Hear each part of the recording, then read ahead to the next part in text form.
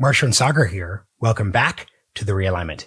Hey everyone, we've got a great episode. We interviewed presidential candidate Vivek Ramaswamy about his candidacy, what he's focused on, his agenda, his priorities. Pushed him a bit. Only had 30 minutes, not quite the format length we typically enjoy, but this is what you get for entering in this side of the game. Hope you all enjoy this conversation. We'll definitely be following up. Vivek Ramaswamy, welcome to the Realignment. Good to be on, guys.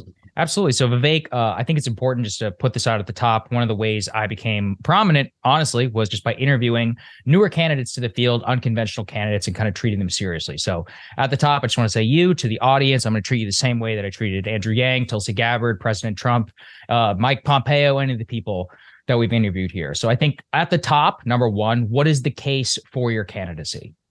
Yeah, the case for my candidacy is I'm not advancing somebody else's vision. I'm advancing my own. And it is a vision for national identity at a point where we lack one. I think America is in the middle of this identity crisis where if you ask most people my age, most people your guys' age for that matter, what does it mean to be an American in the year 2023? You get a blank stare in response. And I think that's a problem.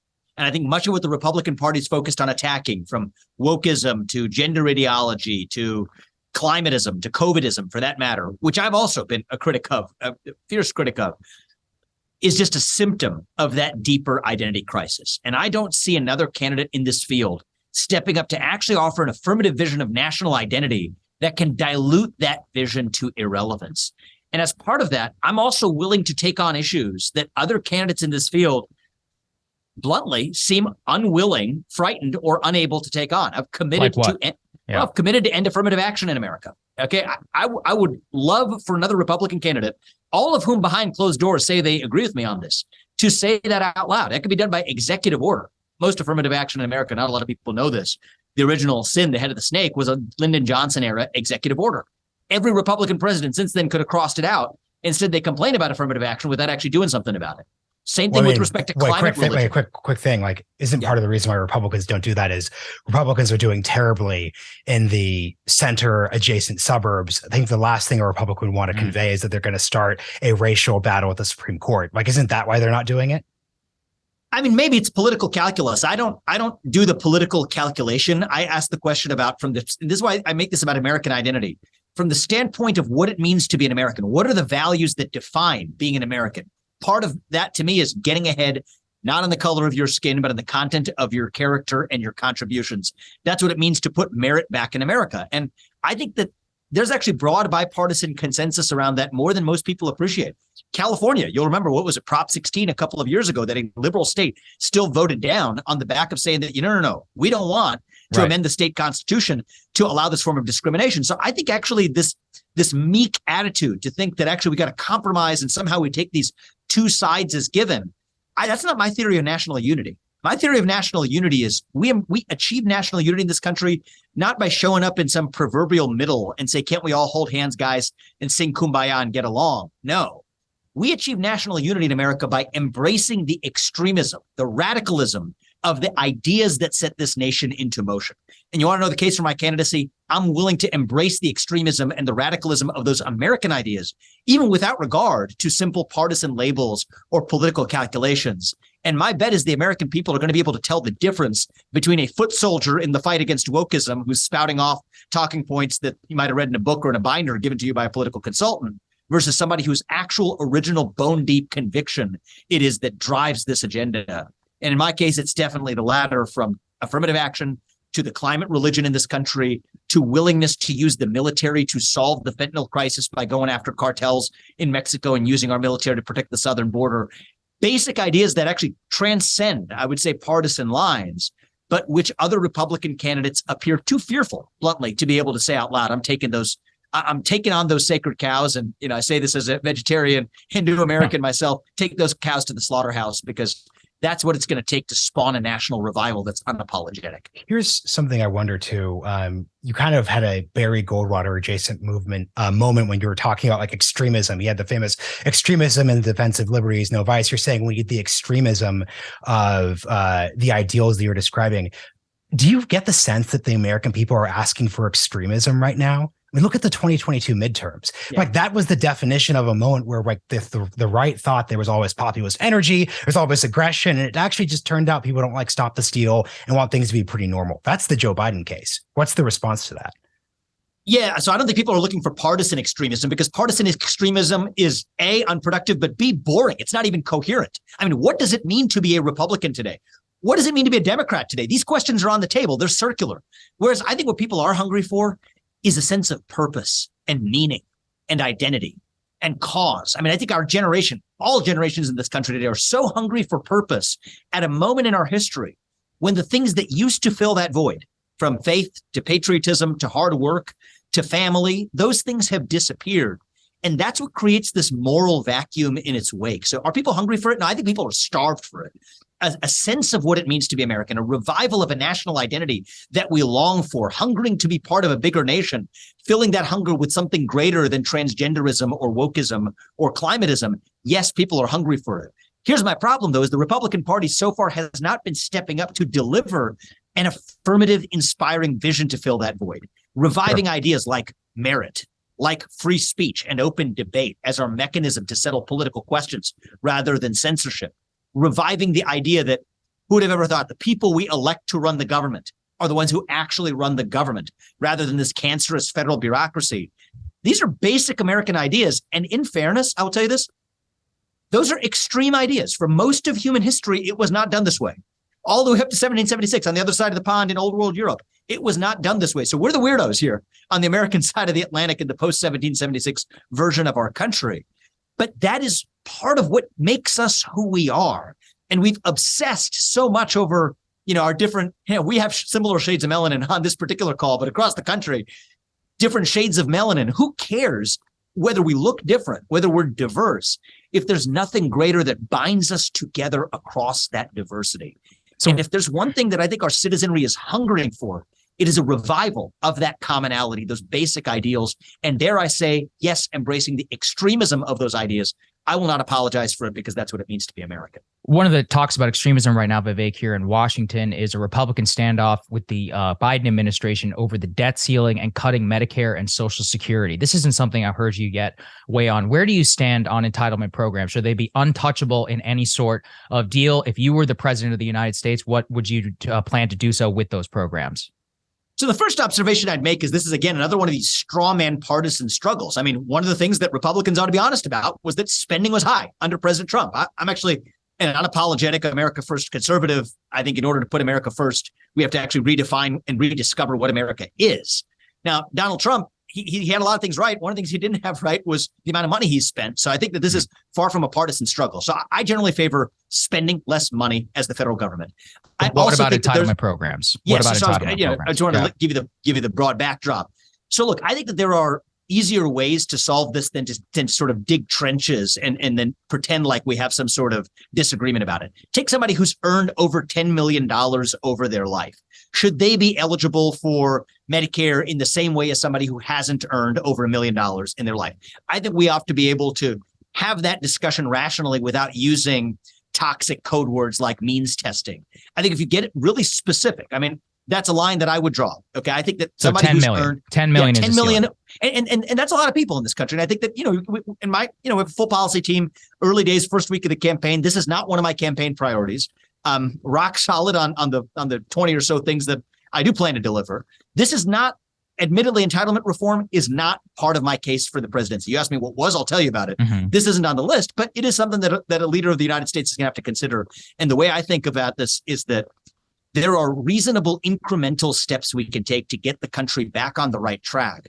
The way I solve for it, what is on my agenda is shutting down many swaths of the federal government. Because part of where you get spending bloated the way it is if you put people in a job, they think they're supposed to do the job. And all jobs in the federal government involves not only spending money on their own employment, but spending money on behalf of the federal government itself. And so when I say shut down the Department of Education, part of that is because the Department of Education has no reason to exist. But part of that at the federal level, but also part of that is because it's a step towards creating a culture in the federal government of not only spending less money, but returning it to the people to whom it belongs. So that's going to be my main contribution. And I've laid out the fact that I'm going to shut down government agencies. I'm going to actually fire employees pursuant to Article 2 of the Constitution, which says that actually the U.S. president runs the executive branch of the government, no matter what civil service protections and statutes say. Those are the kinds of issues I'm most focused on. But if you're going to ask me directly, I'll tell you where I am on those entitlement reform. Okay. Well, here's the thing, like because I'm not a huge fan of like 2000s George W. Bush, like naming the president of like Taiwan gotcha journalism. The reason why we're asking you, I think this actually matters beyond what you're saying, though, is we could say whatever we want. What matters is what the voters actually think. And I could tell you the Donald Trump 2016 voters actually did not like how Jeb Bush was not aligned with their vision of how entitlements to Social Security actually worked. So what I want you to reckon with here, right? So talk about, like, you're saying these values of like merit and like individualism, relate how that vision translates into how we treat old people in this country. Because this is frankly a debate with Obamacare not being overturned, with Social Security privatization failing, that the left has broadly won. So express that entitlement debate through the values you said at the top of the episode. Yeah. So look, I think that we have to start with the lower hanging fruit to spawn a cultural revival that gets us. So here's my theory of the case philosophically, and then I can get to the specifics as much as you want on policy. So my view is a lot of the things we're going to have to do in this American moment will demand sacrifice. The one I've been most explicit about is decoupling from China. I've called for a declaration of independence from China. Sounds great on paper. In practice, a lot harder than it sounds. Why? Because it's going to involve some trade-offs. We got addicted to buying cheap stuff for a long time. That was a purposeful bargain we entered, but it got us into the precarious geopolitical position we're in, where we're in this codependent relationship with an enemy that's different than anything we ever experienced with the Soviet Union in the last Cold War. Wait, so quick to understand, make people understand this then. So what you're saying is, under your presidency, assume you could get this passed or whatever, or you could make this happen, we cannot do business with anyone in China. An American, so I'm not just like a small business, like garage cannot source its goods from China. That's what you're saying. Well, let me be explicit about a couple of things of what decoupling means. But at the limit, we have to be prepared to tell U.S. businesses that you cannot do business in China unless and until the CCP reforms its behaviors or the CCP falls. And then for reasons I can explain to you, because I think China is in a very precarious position right now, and we're working within a short window, we pull the rug out from under them that delivers that reform and possibly the fall of the modern CCP as we know it. Xi Jinping shot China's economy in the foot to take his third term last October. So there's a complex geopolitical view here that informs my view that this is actually leverage we exercise to defeat them economically so that we never have to militarily. I could go on for hours about that. But I bring that back as an example to say that, yes, we have to be willing, as you pointed out, to make some short-term sacrifices in order to achieve long-run gain. But I think the American moment right now calls not for Chamberlain, it calls for Churchill. It calls for thinking on the timescales. Yes, I'm not shy to say it, timescales of history rather than on the timescales of an electoral cycle. And if we're able to do that, okay, then I think our kids and grandkids are going to be a good place, but we can only do it if we know what we're sacrificing for. And that's why it comes back to this case for national identity. Okay. You know, entering a family, think about values I inherited from my parents, right? Entering a marriage, having kids, raising a family. These things involve a sacrifice and trade-offs too, but you can make those trade-offs if you know what you're sacrificing for. I think it's the same thing in your capacity, not just as a family member or a parent, but as a citizen of this nation too. And that's why my focus, and the next president of the United States, no successful president in history has been able to take on everything at once. You pick the few things you're going to do, clearly pledge what you're going to do, go deliver and accomplish it. In my case, it's going to be to fill that void of a missing national identity by setting into motion a set of policies that help us revive that sense of national culture and pride, start to declare independence from China, and begin to demonstrate how we're able to make the short-run sacrifices in order to do what actually needs to be done in the long run on the scales of history. And so that just gives you a sense for how I think about my priorities there. Sure. You're calling this America First 2.0. And it really raises a question. You know, I know a lot of Trump people here in Washington. I've interviewed the president several times. What was wrong with America 1.0? And there was quite a bit of a discussion, you know, on the platform that you laid out. We didn't see immigration there at the top. Is there a reason that you didn't put immigration in your formulation of America First 2.0? You talked about wokeism, climatism, because immigration's in there. Yeah, okay. Immigration's in there. And I chose to do something that most candidates don't do. As I launched my campaign both on television and with a simultaneously published op-ed in the Wall Street Journal laying about, I think, the most specific campaign launch that, at least in modern history, of candidates launched with. Immigration was on there. I believe in merit in immigration. So meritocratic immigration is the cornerstone for me. I divide this in terms of accidental immigration versus versus intentional. What about overall levels, though, Vivek? We're talking about, so the Wrong Jared discussion. Kushner plan. So go ahead. Yeah, wrong discussion, right? So I'm not rejecting your premise because other Sure. people talk about this too. But look, I think that we should ask ourselves, what are the right kinds of immigrants we want? Right now, we're getting the wrong kinds of immigrants. People whose first act of entering this country is a law-breaking one should not be permitted to enter this country. I say that unapologetically as the kid of immigrants. I'm about a hardliner on that. I believe in using the military to secure the southern border if necessary, rather than protecting somebody else's border abroad. This is a higher priority here. However, and by the way, even in the legal immigration system, we have this harebrained idea of lottery-based immigration. Who on earth would want America to pursue a lottery when you could just pick the best ones instead, right? Best ones as defined by loyalty to this country, by willingness to make contributions to this country, on the basis of economic and otherwise career-based track record to predict who's going to make the biggest contributions to this country. So I think merit-based immigration ought to be the right answer. And so these people who want to get this into a discussion about this many immigrants or not, I say there's two problems with that. One is, let's say you just pick level X, whatever that number is. It may be that there are not enough immigrants who even meet that bar. Why should we let that many immigrants in? Conversely, if we have immigrants who are really willing to serve this country as citizens, make contributions, assimilate, be part of America, and be proud of it, even more proud than people who actually inherit their status as American citizens, great, let's have more of them. But that's so far from where we are today. The problem today is that we actually have an accidental immigration policy starting with a disastrous illegal immigration influx starting at the southern border. So Got it. I just want to go back to a false straw man that otherwise exists in this numerical debate that some people like to have. I understand. But what was wrong with America First 1.0? Why is 2.0 better than 1.0? Nothing was wrong with America First. But I wouldn't borrow the lingo America First if I thought something was wrong with it. I just think we need to take it to the next level. So, but then to follow up on that, right?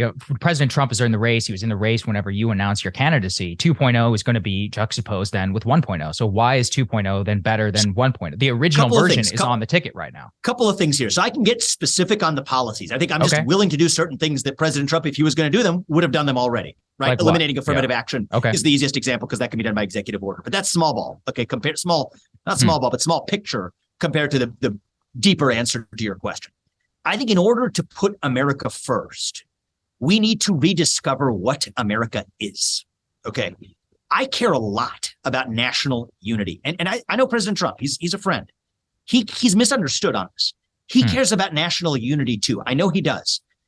But I don't think is capable in the same way of delivering it. Because if he was, we wouldn't be where we are right now. And so to me, I think the thing that I care about, many of your listeners care about, many conservatives in this country care about, what Donald Trump cares about, is having not a national divorce. And one of the things about this conversation about a national divorce is the more you talk about it, the more it speaks itself into existence. I care about having one nation left at the end of it. E pluribus unum, from many one. That is the vision that set this nation into motion 250 years ago. And I think we need a leader who is capable of actually delivering on that, both by going further than Donald Trump ever did on questions from affirmative action to dismantling this climate religion that shackles the United States without shackling China. That's going further on putting America first. Can I ask you a question? Also has a clear North Star on the ideals that set America in motion and speak to that with national unity as an express objective on the other side of it. There's a contradiction here. You're talking about national unity, but you say something like climate religion, which basically flips the bird at half the country. How do you get national unity through polarization? I disagree with you on that premise, actually. Where's the respectfully proof? disagree with you. Yeah, I think that most people in this country agree with everything I've said so far. Okay, that there is a climate religion that shackles the United States without laying a finger on China.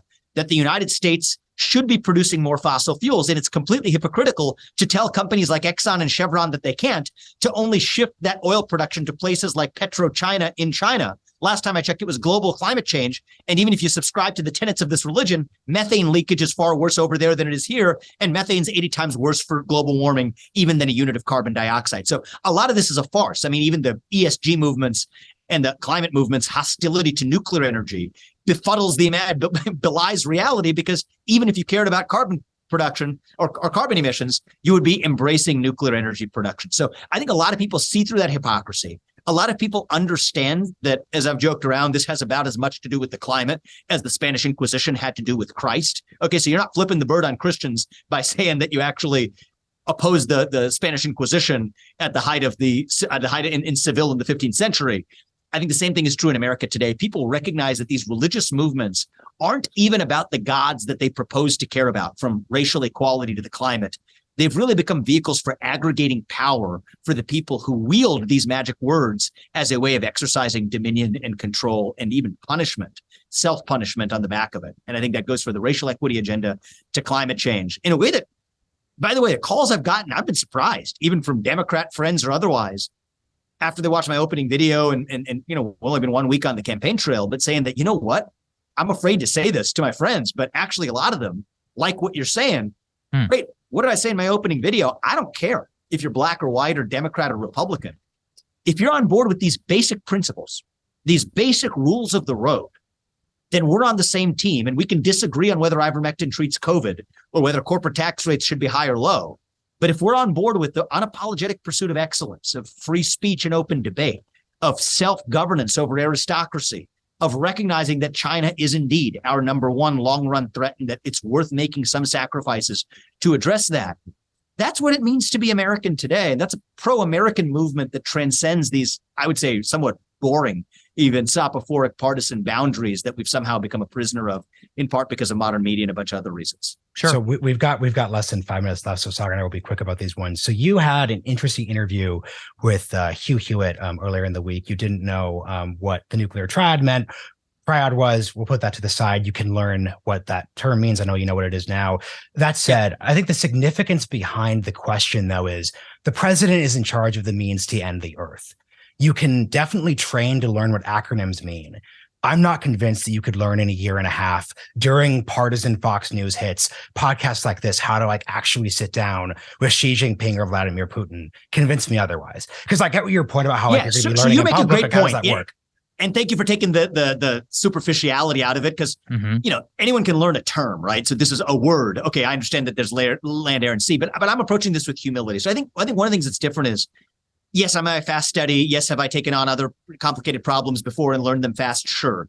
But I got to approach this, and I am approaching this with humility. So I'll just tell you where I came from earlier today. I was having lunch upstairs in my house. I'm in the basement now with a former cabinet level secretary from the Trump administration who was over here visiting me. We spent 2 hours training on the relevant issues. What is training? I have to be precise. I have to be precise. What does training mean? Does training, because once again, let me tell you a quick story.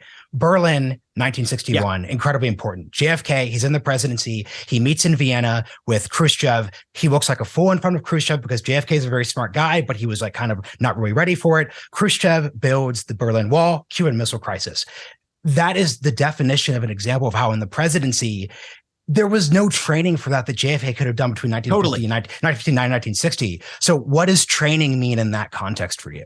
Is at least understanding the history and the status quo, but you have to analyze a future situation. You can never do it by analogizing as a substitute. But one of the things that we're going to do that's different on this campaign, and I haven't talked about this, so I'll mention this to you guys, is we're going to tape that. We're going to do it daily. We got 2 hours at least daily where there's somebody coming in, flying here, spending time with me in Columbus, Ohio. We're going to actually let the world watch how I learn. Okay.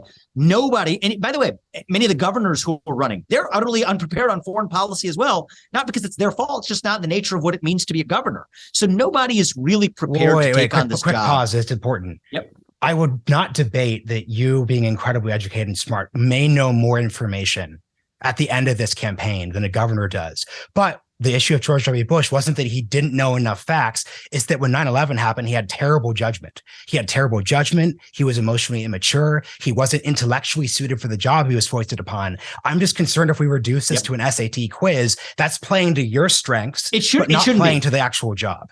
Yeah, there's a difference between being smart and being wise. And you know what? In the nature of this conversation, there's nothing I can say that would convince you or should convince you of the answer to your question, right? Okay. But I think that what you want is somebody who approaches it with humility. This is a long process for a reason. I think the early states in Iowa and New Hampshire play a really important role here where people actually, I spent a little bit of time there last week. I was really impressed. I mean, people have a sixth sense for who's real, who's not, what to ask. I mean, the questions and the exchanges, the parts that they were picking up on. We have an all right process. It's not a perfect process, but we have an all right process for vetting who gets to run the free world. I'm entering this ring pretty early to go through that. People should be skeptical of me or anybody else, but maybe especially somebody who's young, who's never held political office, who has the hubris to think he can run for president of the United States. And you know what? We will leave that to the voters next year. I think that this year should be about defining the agenda. So for a second, my ask to you and to everyone watching this is forget the question about the who in the primary for a little bit. let's first define the what and the why. What do we stand for? Why do we stand for it? I think that's what's missing in the Republican Party. I expect, bluntly, I'm not trying to be humble here, as you can tell. I think I have already this last week and will continue to lead the way in specifically defining an agenda and offering specific policy solutions. I invite the other candidates to join me. That's what this year should be about. Sure. Next year should be about the question of the who. Okay. And I will be very transparent and open about this. People have a chance to watch how I learn. I will approach this with humility. And you're right. There's a temperament question to this too. It's not just about who has the right ideas, though I think this year's emphasis should be on that. But next year, let the voters decide who they think that right standard bearer is going to be. And I hope that I'll earn the trust of the people who vote for me. I have faith in the democratic process as well. So last two questions. I know you got to get out of here. Number one, on the election of 2020, was it stolen or not? Yes or no question. Yes, but not in the way that you mean that question. Okay. So what do you mean by that? I think the technology companies tilted the scales of public debate. Okay. I think the Hunter Biden laptop story epitomizes what was wrong with the lead up to that election cycle. Okay, there was a true story that was censored in the name of misinformation, actually created more misinformation, that somehow this was Russian disinformation. Guess what? This was American disinformation, that actually wasn't a true story. By the way, the same lesson we've learned this last week as it relates to the COVID lab leak. And so I think that, I think if I had to pick one election that was stolen from Trump, though, it was actually the 2016 election, the one that he won, not the one that he lost, because he had to actually deal with 2 years of a fraudulently based inquiry that was based on completely false and politicized premises. But I also think that we should stop using these retroactive. We're not going to move forward by adjudicating the past. We're going to have to understand going forward, how are we going to fix the democratic process? And it's not just about the ballots we cast every November. It's about a democratic culture of free speech and open debate. And I think the litmus test for the health of a democratic process is actually the percentage of people who feel free to say and are free to say what they actually think in public. I think over the last 8 years, we've done poorly in that regard. I think we have an opportunity to do better, such that the 2024 election can put that dirty past behind us. No disagreement on much of what you said, but I do have to get specific because it's an important thing. I'm talking about mass voter fraud. There was no mass voter fraud in the 2020 election. I have not seen any evidence of mass voter fraud. I distinguish that from micro examples that have clearly been reported and documented. I have not seen evidence of mass voter fraud. No. Great. And final question here is on abortion. So one of the Vice President Pence, and big disagreements between him and President Trump, is on a national abortion ban. Where do you stand on national abortion ban? So I am pro-life. However, I think that for years, on constitutional grounds, we have correctly argued that this is a state's issue. And I think it should remain a state issue. I think overturning Roe in the Dobbs decision, I think it was the right decision on hard constitutional grounds. Full stop. I'm hard line on that. Crystal clear. I think that we constitutionally finally got it right. That's where I'm at. For years, it was argued to be a states' rights issue. And both for constitutional as well as public policy reasons, I think that's where it should rest. So would you sign any federal abortion legislation, 15-week ban, 22-week ban as proposed in the Congress?